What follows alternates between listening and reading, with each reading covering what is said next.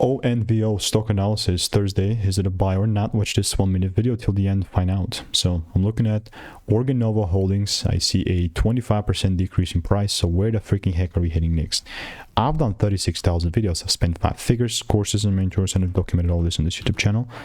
Looking at ONVO, man, it just, you know, I have a line pointing towards the upside, which just makes this overly optimistic, which I understand and I get it.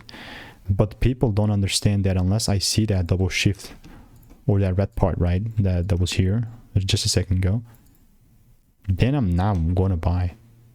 Like, not at all. Like, I don't know, like, why people overcomplicate it, but like, again, it just takes a lot of reps. So I'd rather just stick to something that I've tested a lot instead of just forcing stuff.